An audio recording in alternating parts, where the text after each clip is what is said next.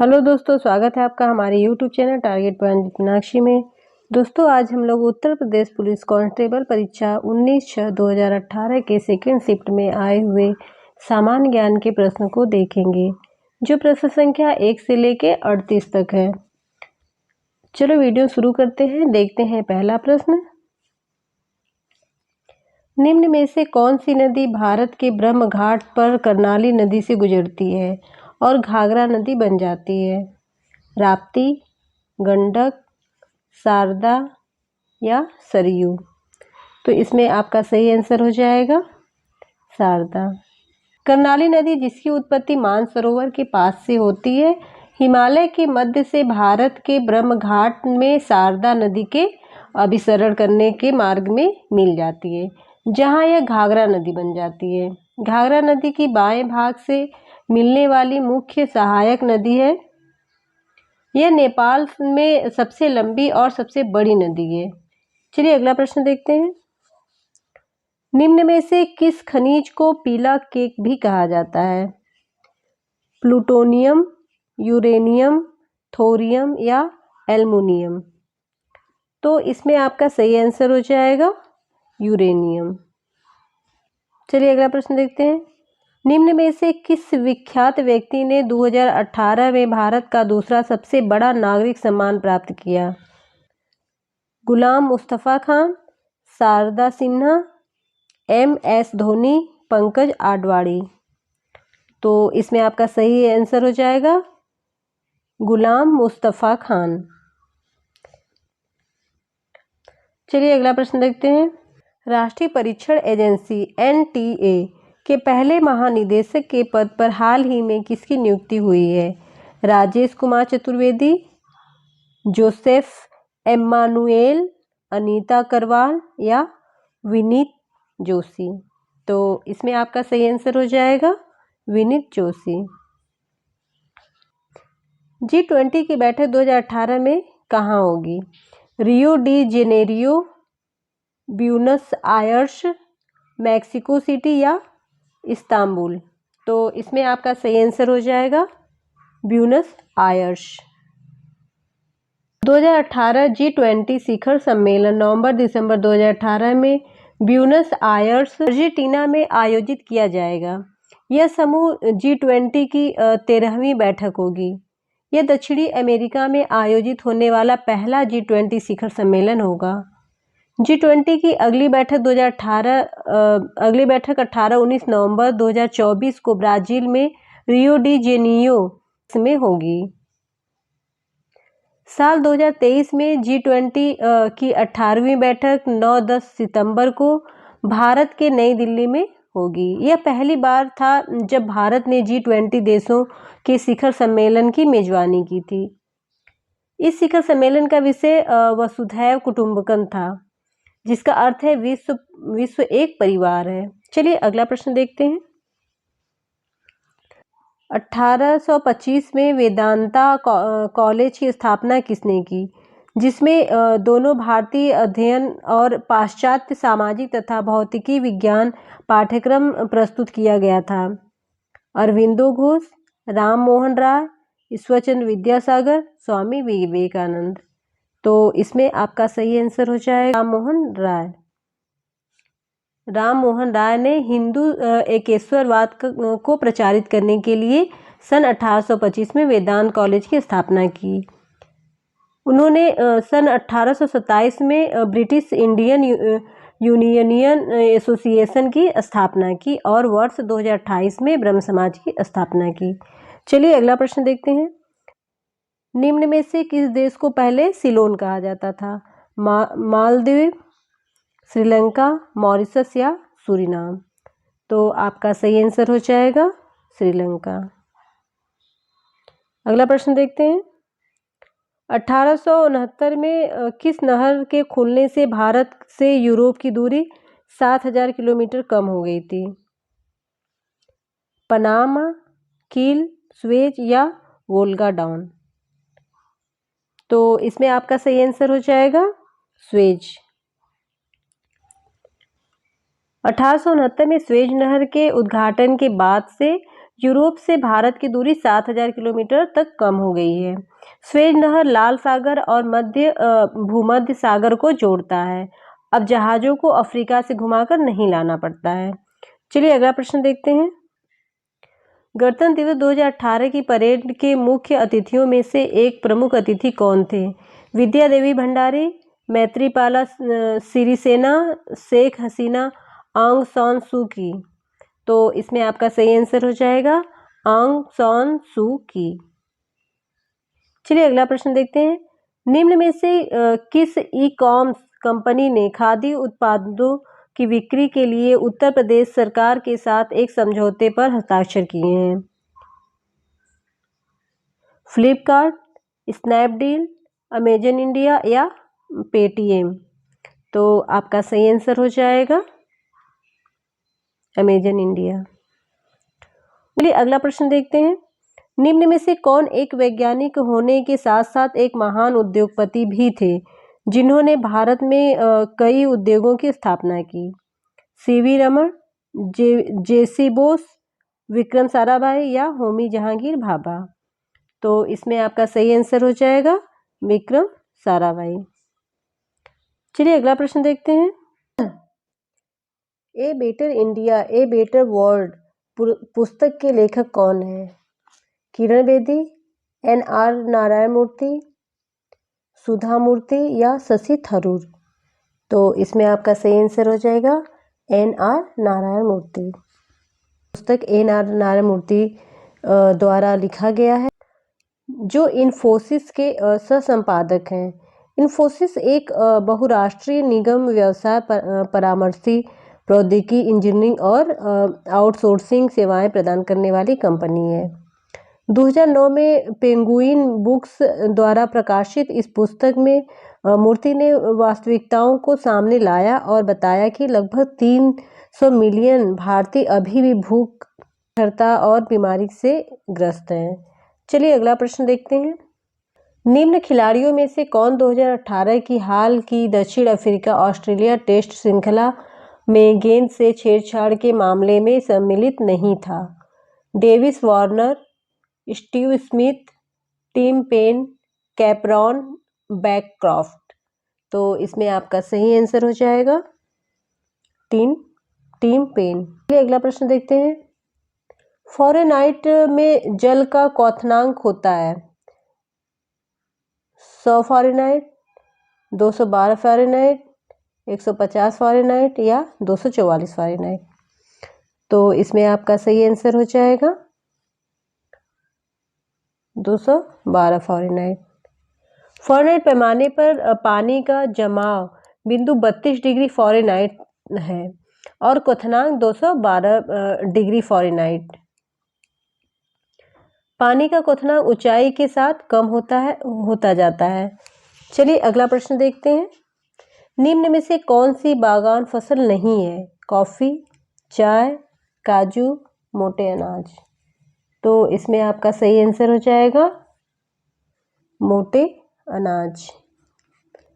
बागान की फसलों मोनोकल्चर फसलों को संदर्भित करती है, जहां बड़े पैमाने पे खेती की जाती है। प्रमुख वृक्षारोपण फसलों में नारियल, अखरोट, खजूर, काजू, चाय, कॉफ़ी और रबड़ शामिल है। मामूली वृक्षारोपण फसलों में कोको शामिल है। बाजरा खाद्य पदार्थों के अंतर्गत आता है। चलिए आगे देखते हैं अगला प्रश्न। तूर दाल को अन्य किस नाम से जाना जाता है? अरहर, ज्वार, मसूर या रागी।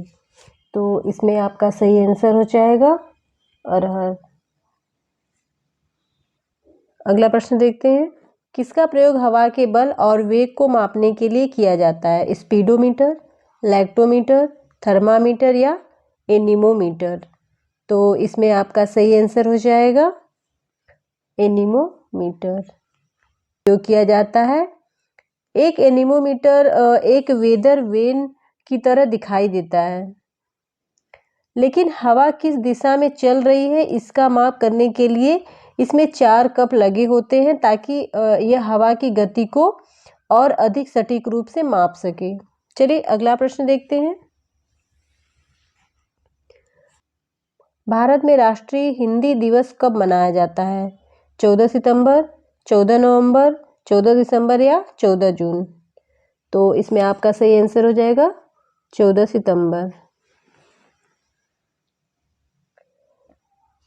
हर वर्ष 14 सितंबर को भारत भर में राष्ट्रीय हिंदी दिवस मनाया जाता है। 1949 में भारत की संविधान सभा ने देवनागरी लिपि में भारत गणराज्य की आधिकारिक भाषा के रूप में लिखित रूप से हिंदी को अपनाया था। चलिए अगला प्रश्न देखते हैं। मानवाधिकारों की सार्वभौमिक घोषणा का अनुच्छेद 6 किससे संबंधित है? कानून के समक्ष एक व्यक्ति के रूप में मान्यता का अधिकार, सक्षम न्यायाधिकरण द्वारा प्रतिकार का अधिकार, मनमानी गिरफ्तारी और निर्वासन से स्वाधीनता, कानून के समक्ष समानता का अधिकार। तो इसमें आपका सही आंसर हो जाएगा कानून के समक्ष एक व्यक्ति के रूप में मान्यता का अधिकार। चलिए अगला प्रश्न देखते हैं। नेशनल स्टॉक एक्सचेंज का मुख्यालय कहाँ है? चेन्नई, दिल्ली, मुंबई या बेंगलोर? तो इसमें आपका सही आंसर हो जाएगा मुंबई। भारत की केंद्र सरकार ने 2018 में राष्ट्रीय वर्ष घोषित करने का निर्णय लिया है। फल, फलों, दालों, आलू, मोटे अनाजों? तो इसमें आपका सही आंसर हो जाएगा मोटे अनाजों। चलिए अगला प्रश्न देखते हैं। एक रंग बिरंगा और मंत्र मुग्ध कर देने वाला मेला है जो प्रत्येक वर्ष उत्तर प्रदेश के मेरठ में होली के कुछ दिनों बाद मनाया जाता है। कुंभ मेला, नौचंदी मेला, गंगा मेला या सिकरी मेला? तो इसमें आपका सही आंसर हो जाएगा नौचंदी मेला। नौचंदी मेला होली के कुछ दिनों बाद उत्तर प्रदेश के मेरठ में आयोजित किया जाता है।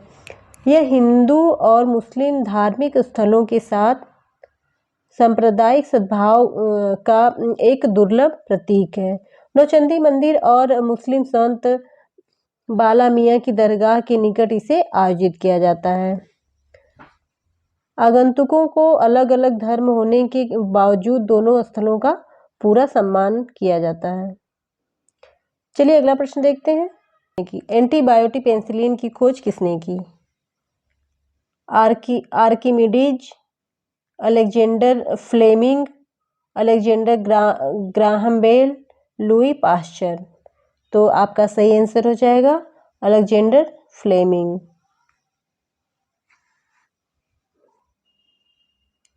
भारतीय संविधान की किस भारतीय गणराज्य की आधिकारिक भाषाओं की सूची प्रदान करती है?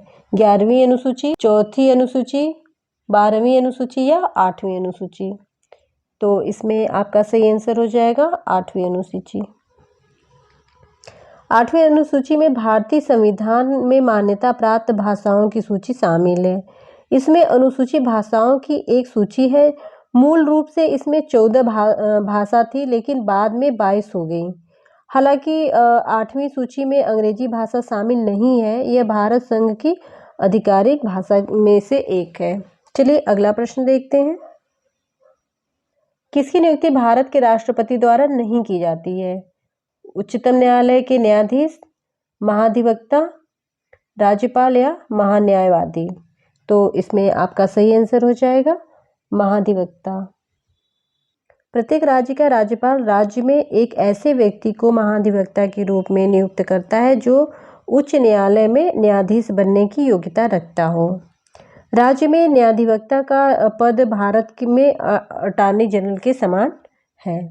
चलिए अगला प्रश्न देखते हैं। पहले भारतीय राज्य का नाम बताइए जिसमें प्रत्येक परिवार में कम से कम एक सदस्य के पास बैंक खाता है। महाराष्ट्र, हरियाणा, हिमाचल प्रदेश या केरल? तो इसमें आपका सही आंसर हो जाएगा केरल।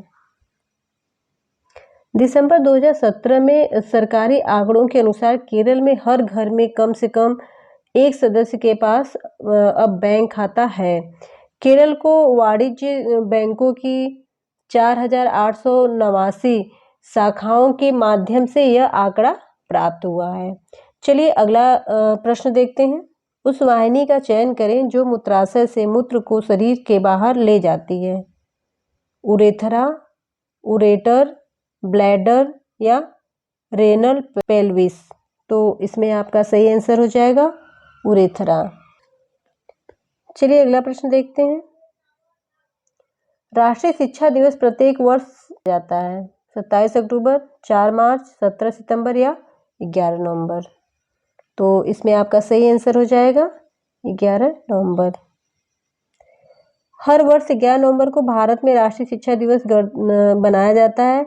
यह स्वतंत्र भारत के प्रथम शिक्षा मंत्री मौलाना अब्दुल कलाम आज़ाद की जयंती के उपलक्ष्य में मनाया जाता है, जिन्होंने 15 अगस्त 1947 से 2 फरवरी 1958 तक शिक्षा मंत्री के रूप में सेवा की थी। चलिए अगला प्रश्न देखते हैं। संसद द्वारा 8 सितंबर 2016 को किस संविधान संशोधन अधिनियम 2016 के तहत जीएसटी अधिनियम पारित किया गया? 97वें, 84वें, 101वें या 114वें? तो इसमें आपका सही आंसर हो जाएगा 101वें। निम्न में से कौन सा जिला उत्तर प्रदेश के बुंदेलखंड क्षेत्र से संबंधित है? फतेहपुर, जौनपुर, महोबा या श्रावस्ती? तो इसमें आपका सही आंसर हो जाएगा महोबा। बुंदेलखंड लगभग 69,000 वर्ग किमी में फैला हुआ है। इसमें उत्तर प्रदेश के 7 जिले जैसे चित्रकूट, बांदा, झांसी, जलाव, हमीरपुर, महोबा और ललितपुर, और मध्य प्रदेश के 6 जिले छतरपुर, टीकमगढ़, दमोह, सागर, दतिया और पन्ना शामिल हैं। चलिए अगला प्रश्न देखते हैं। उत्तर प्रदेश का क्षेत्रफल देश के कुल क्षेत्रफल का लगभग है 13.5%, 9.4%, 8.4% या 7.3%। तो इसमें आपका सही आंसर हो जाएगा 7.3%। 6वीं शताब्दी ईसा पूर्व के दौरान मथुरा के आसपास के क्षेत्र को कहा जाता है? पांचाल, अंग, सुरसेन या मत्स्य? तो आपका सही आंसर हो जाएगा सुरसेन। निम्न में से किस रूमानी काव्य लेखक को उनकी कृति मदनाष्टक के लिए जाना जाता है? रहीम, मलिक मोहम्मद जायसी, जिया उद दीन बर्नी, सुल्तान फिरोज तुगलक? तो इसमें आपका सही आंसर हो जाएगा रहीम। मदनाष्टक रहीम की कविताओं का संग्रह है। यह कृष्ण की रासलीला का केंद्र है। यह 8 छंदों की एक रचना है जिसमें रहीम ने संस्कृत, फारसी, खड़ी बोली, अरबी और ब्रज भाषा का प्रयोग किया है। इसमें मिश्रित भाषा का प्रयोग हुआ है। ये मिश्रित भाषा में कविता रचना का उदाहरण प्रस्तुत किया गया है इसमें। चलिए अगला प्रश्न देखते हैं। उत्तर प्रदेश में पहली बार 1887 में प्रकाशित होने वाले दैनिक समाचार हिंदुस्तान के संपादक कौन थे? महावीर प्रसाद द्विवेदी, पद्मलाल पुल्लाराव बख्शी, मदन मोहन मालवीय या भारतेंदु हरिश्चंद्र? तो इसमें आपका सही आंसर हो जाएगा मदन मोहन मालवीय। उत्तर प्रदेश में किस वर्ष सभी सरकारी कार्यों के लिए हिंदी का प्रयोग करना कानूनी तौर पर अनिवार्य कर दिया गया था? 1947, 1957, 1968 या 1977? तो इसमें आपका सही आंसर हो जाएगा 1968। चलिए अगला प्रश्न देखते हैं।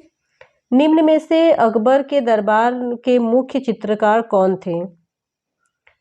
मीर मुस्तवीर, दोस्त मोहम्मद, दसवंत, मीर सैयद अली? तो इसमें आपका सही आंसर हो जाएगा दसवंत। दसवंत अकबर की सेवा में नियुक्त मुगल काल के चित्रकार थे। इन्होंने रज्मनामा के चित्रण में मुख्य भूमिका निभाई थी। यह भारतीय महाकाव्य महाभारत के लिए फारसी नाम है। चलिए अगला प्रश्न देखते हैं। फैजाबाद के एक प्रमुख संगीतकार थे जिन्होंने शास्त्रीय संगीत में टप्पा शैली का विकास किया? मुस्तरी बाई, सूखी महाराज, मेहंदी खान या ठाकुर प्रसाद? तो इसमें आपका सही आंसर हो जाएगा मुस्तरी बाई।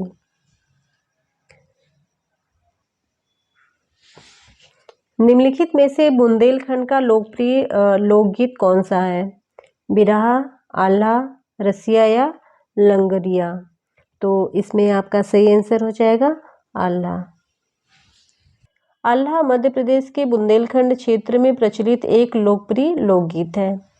लोकगीत महोबा के राजा परमल की सेवा करने वाले दो योद्धा भाइयों आल्हा और उदल के वीर कर्मों का वर्णन करता है। इसमें नैतिकता, सभ्यता और कुलीनता के उच्च सिद्धांतों पर प्रकाश डाला गया है। तो दोस्तों ये थे सामान्य ज्ञान के कुछ प्रश्न। अगर आपको वीडियो पसंद आए तो इसे लाइक करें, शेयर करें, सब्सक्राइब करें, साथ ही बेल आइकन को भी प्रेस कर दें ताकि मेरे वीडियो के नोटिफिकेशन आपको मिलते रहें। मिलते हैं अगले वीडियो में, तब तक के लिए धन्यवाद।